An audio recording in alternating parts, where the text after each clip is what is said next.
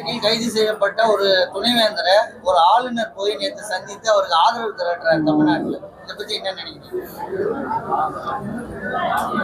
எதிலும்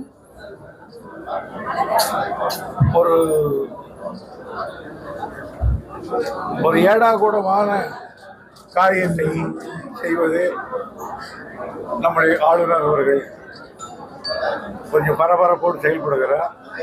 அதில் ஒன்றுதான் இதுவும். தமிழகத்தில் வெள்ளம் பாதிக்கப்பட்ட பகுதியில் நிறைய நீர்த்தேக்கங்கள் ஓடைகள்லாம் உடஞ்சி போச்சு, குளங்கள்லாம் எவ்வளவு மதிப்பீடு நமக்கு சேதம் ஏற்பட்டது? குறிப்பாக சிறப்பாக அது முழுக்க என்னுடைய இலாக்கா தான். என்னிடத்துல வந்த கணக்கு பிரகாரம் சுமார் 760 இடங்களுக்கு உடைப்புகள் சிறிதும் பெரிதும் கரைகள், வாய்க்கால்கள், மதுகள் என்று உடைந்திருக்கிறது. இவைகளை முழுவதும் செப்பனிட வர வேண்டுமானால் அதுக்கான மதிப்பீடுகளை தயாரித்துக் கொண்டிருக்கிறார்கள். ஆனால் முழு விவரங்கள் இன்னும் 2 நாளில் கிடைச்சிடணும்.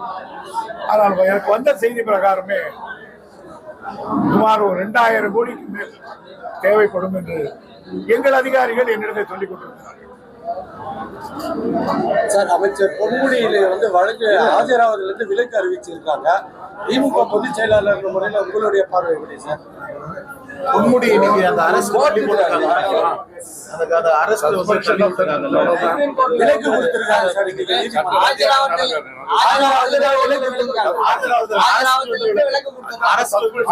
அரசு பேரப்பதுக்கு அரசுல இருந்து விலக்கு கொடுத்துருக்காங்க. ஓஹோ, அதுல உங்களுடைய பார்வை எப்படி சார்?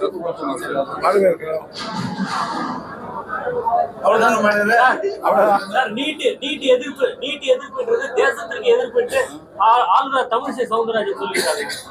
ஐயோ, ரொம்ப பெரியவங்க.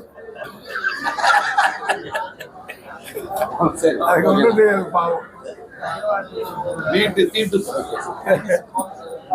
தெரியாது.